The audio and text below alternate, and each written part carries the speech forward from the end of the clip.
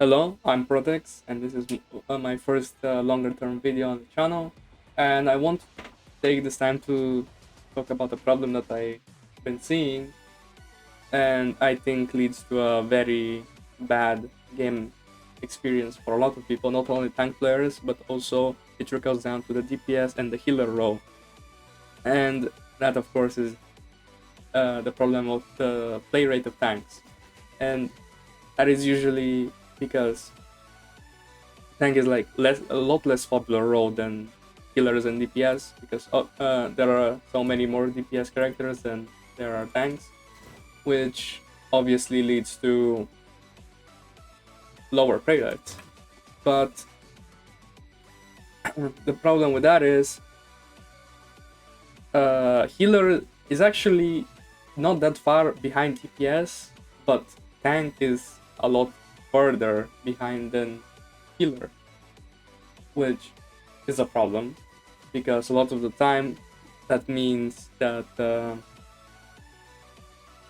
you're just gonna play a game where you have 3 DPS or 3 healers and a solo tank, which is really bad for the game experience since and on the tank and on the DPS because then both of them do not get to play properly since they lack the space coverage and the pushing power, or the tank just feels very fragile and is limited in the plays that they can potentially make.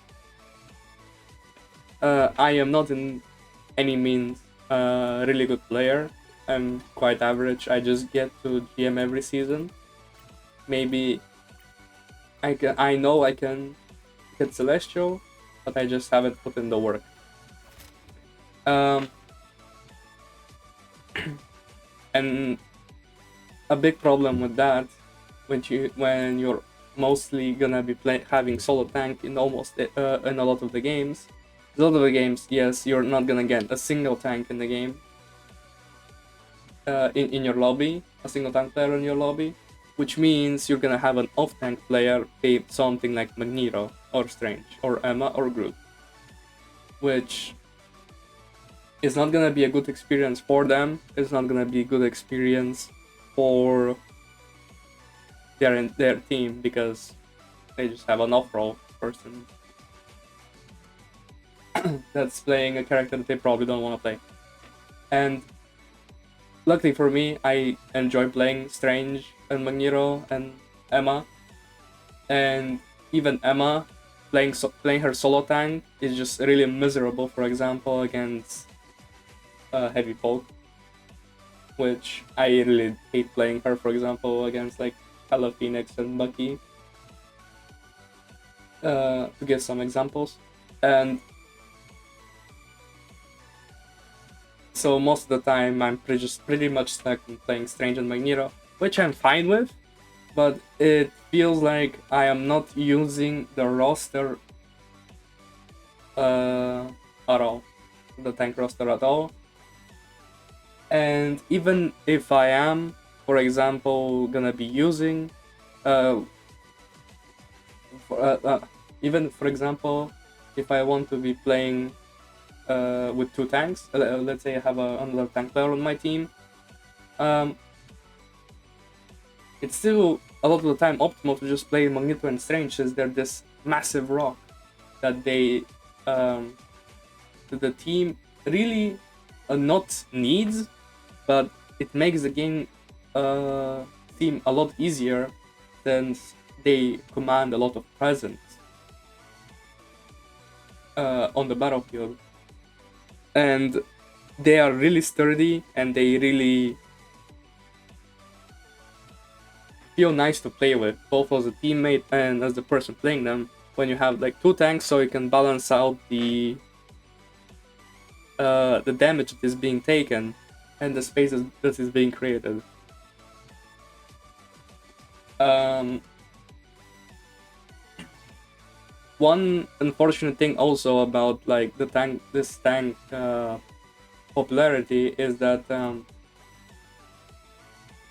since obviously you're not gonna have 2 tanks a lot of the time, a lot of these tanks just don't function in a solo tank scenario.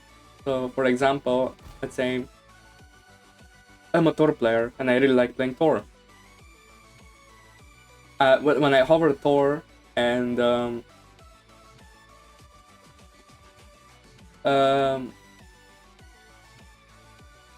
what's it called? When I hover Thor, I'm basically telling my team, guys, we need the second tank. And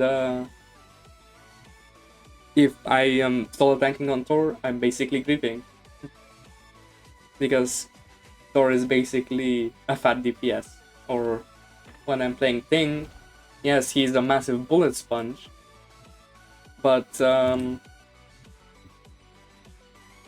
he just cannot stave off the damage that good. Or if I'm playing Rogue as a solo tank, I'm just kind of forced to play a bit more on the front line, which makes her take a crap ton of damage and forces her to play a lot differently. And she's basically a massive bullet sponge and might as well at that point play the Thing or the Brute. Which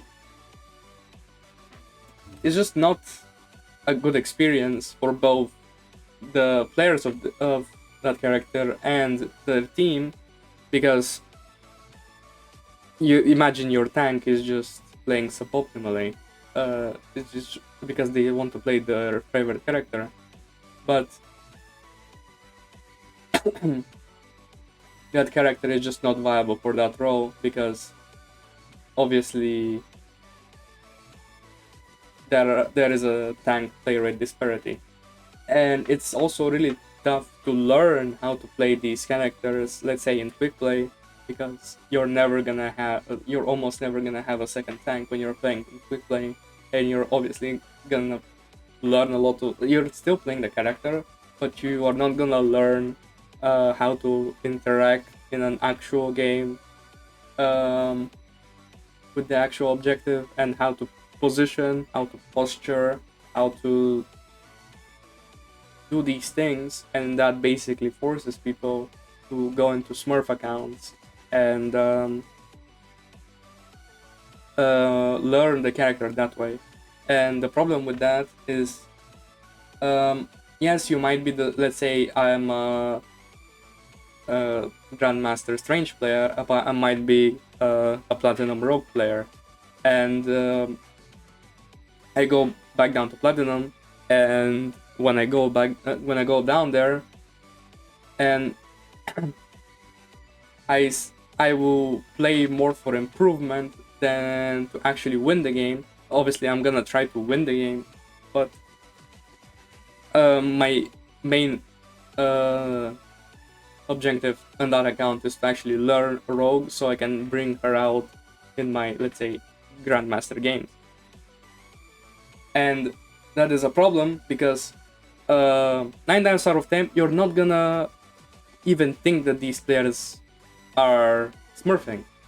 Like let's say 8 times out of 10 you're not even gonna see this player smurfing, but there are a lot of bad apples, and yes, 2 out of 10 or 3 out of 10 will not seem like a lot, but that is still 30%, which is actually a quite massive percentage of people who will just not care about their account at all, and at slight inconveniences they will just ruin the game, and that also leads to really bad experiences. And they also have really big egos since they're smurfing, and they think that a lot of them think that they're way better than they actually are.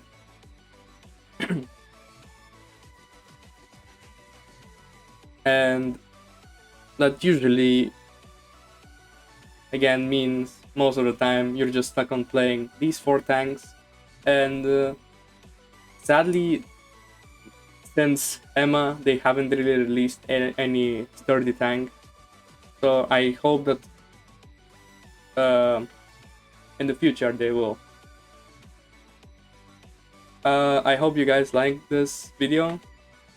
if you want, share your thoughts in the comments, and subscribe if you want more stuff like this, or comment on a topic you want to cover.